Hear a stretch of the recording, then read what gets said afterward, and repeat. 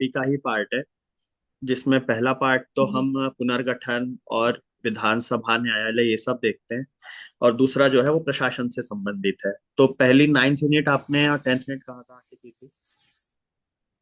जी sir. Sir 9th unit जो है वो ज़्यादातर हम एमपीजीके का जब प्रिपेयर करते हैं उसके लिए हम जो भी किताबें फॉलो करते हैं उन किताबों से वो यूनिट कवर हो जाती है। और मुश्किल आती है 10th यूनिट में, क्योंकि इसके लिए हमें किताबें मिल नहीं पाती। जैसे 9th यूनिट में यदि आप परीक्षा दाम पढ़ेंगे या फिर निर्माण की किताब पढ़ेंगे, तो इन कोचिंग्स की जो किताबें हैं वो काफ़ी आपको मदद, मतलब पूरी चीज़ें उसमें कवर हो जाएंगी। और जहाँ तक बात रही 10th यूनिट की, तो उसमें मैंने ज़्यादातर चीज़ें गूगल से कलेक्ट की थी। और फिर निर्माण की जो किताब है, जो मेरे परीक्षा के एकदम अंतिम दिनों में मतलब उन्होंने पब्लिश की थी, तो मैंने वो किताब शायद 8 से 10 दिन पहले ही, एग्ज़ाम के 8 से 10 दिन पहले ही खरीदी थी।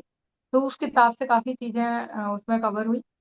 और इसके अलावा एग्ज़ाम पीडिया की भी आती है इस यूनिट से जुड़ी हुई किताब, तो वो भी सुना है कि अच्छी है। मतलब मैंने भी नोट्स मँगाए थे, पर उस टाइम वो उतनी अपडेटेड नहीं थी।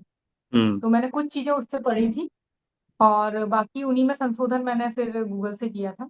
तो इस तरीके से इन 2 यूनिट में ऐसा है कि आपको थोड़ा-सा एफर्ट डालना पड़ेगा, आपको खुद से डेटा कलेक्ट करना पड़ेगा और इसके लिए आप गूगल का सहारा लीजिए। अब तो पुराने पेपर्स भी हम देख सकते हैं कि 2022 में किस तरीके से हाँ। 2022 के एग्ज़ाम में किस तरीके के क्वेश्चन पूछे, अभी 2024 वाले में किस तरीके के क्वेश्चन पूछे। तो आप डेटा जुटा के, क्योंकि उसमें ज़्यादातर कई बार योजनाओं से जुड़े हुए क्वेश्चन रहते हैं, हम्म। आपके इकोनॉमिक सर्वे से जुड़े हुए क्वेश्चन रहते हैं। तो इसके हाँ। लिए कोई किताब पढ़ने की जगह आप इकोनॉमिक सर्वे, जो आपका एक्चुअल इकोनॉमिक सर्वे है, तो वो पढ़िए, ठीक है? और जो भी जानकारी गवर्नमेंट की साइट पर डली है, उनसे जानकारी कलेक्ट कीजिए, सचिवालय की साइट से जानकारी कलेक्ट कीजिए, तो वो उसमें मदद ज़्यादा करेगी।